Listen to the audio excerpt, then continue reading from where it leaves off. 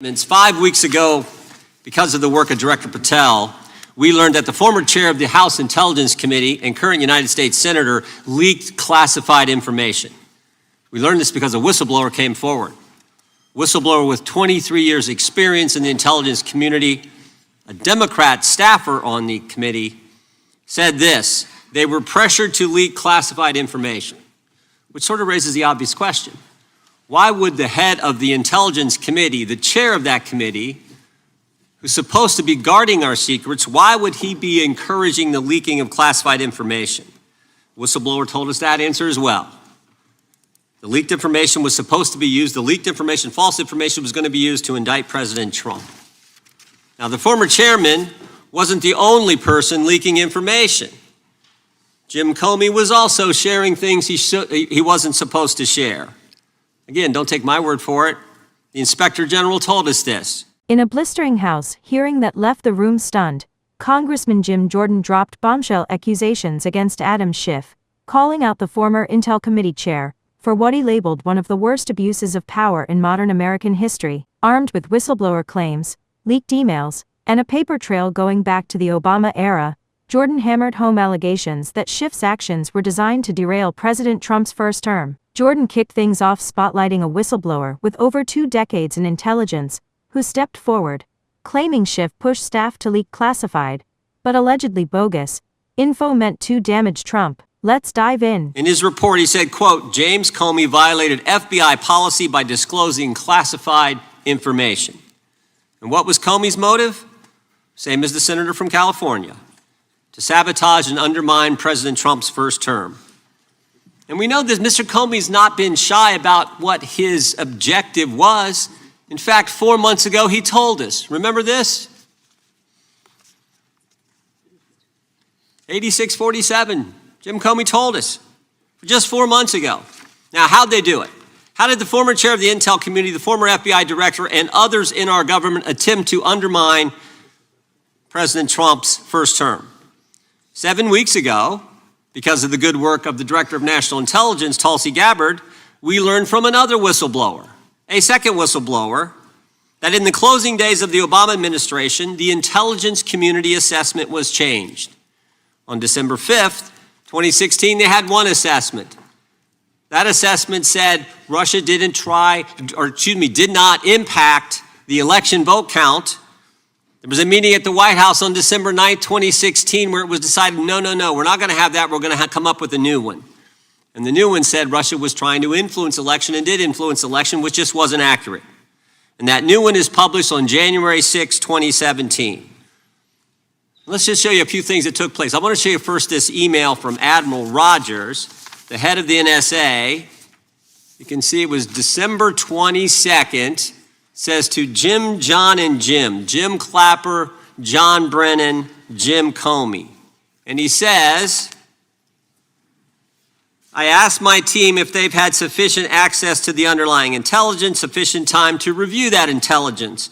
On both points, my team raised concern. Further states, my folks aren't fully comfortable. A few hours later, there's an email back to Admiral Rogers.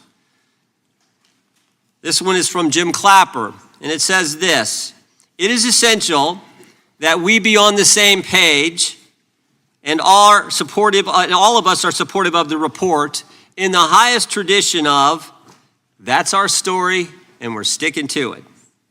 We may have to compromise on our normal modalities. This is one project that has to be a team sport.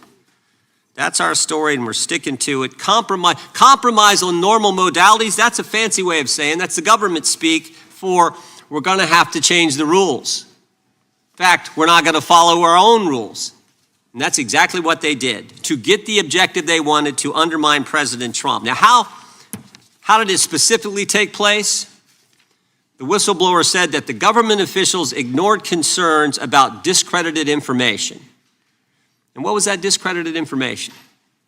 What was the discredited information that they didn't ignore the concerns about? What did they use, that discredited information? Of course, it was the dossier, the now famous Steele dossier that was paid for by the Clinton campaign when they hired the law firm Perkins Coie, who hired Fusion GPS, who hired the foreigner Christopher Steele, who wrote all this garbage and lies down. that is what was used to change the intelligence community report. And what happens next? What do Jim, John, and Jim do next? They go to Trump Tower on January 6, 2017, to brief then President-elect Trump about the dossier. Again, the Clinton-financed, foreign-authored dossier that the whistleblower knows is garbage and that they know is garbage. And then there's one final step. One final step. Jim Comey leaves that meeting with the president and immediately leaks to the press that they briefed the president on the discredited information. They briefed the president on the dossier and thereby given it some credibility and creating the basis and the predicate for all they did to the president. They leaked false information, they leaked classified information, they used and leaked discredited information, and they didn't follow their own rules, all to sabotage President Trump's first term. And but for this guy, Kash Patel, but for this guy, we would never have known this information. The good people of this great country would not have known what took place 8 years ago when they were trying to undermine the guy elected by we the people. Jim Jordan didn't just make a speech. He landed a devastating blow on Adam Schiff and anyone who thought their old plays would stay buried forever. In a tension-packed hearing, Jordan laid it out calm but relentless. Whistleblowers, leaked emails, intel reports, and ties to the discredited Steele dossier, all pointing to what he called a betrayal of public trust. He connected dots that opponents hoped would fade away, painting a picture of alleged power abuse, aimed straight at undermining Trump. Jordan pushed back hard in real time. Every dodge or deflection met with evidence and fire. Schiff's camp fired back strong, calling the claims outright false and defamatory, with no charges filed as of late 2025. Jordan drove home that accountability is still possible, praising FBI Director Kash Patel, confirmed in February 2025, for cracking down on child exploitation, nailing predators, deporting violent criminals, and saving taxpayer cash. Jordan's core message hit like thunder. When leadership prioritizes justice over politics, the FBI serves the people, not targets them. The vibe in that room wasn't just about grilling Schiff. It was about fighting to restore trust in America's institutions. Jordan turned the heat on alleged corruption others tried to shield, proving no one, not even big-name politicians like Schiff, can dodge the truth indefinitely. That's the fight we're in.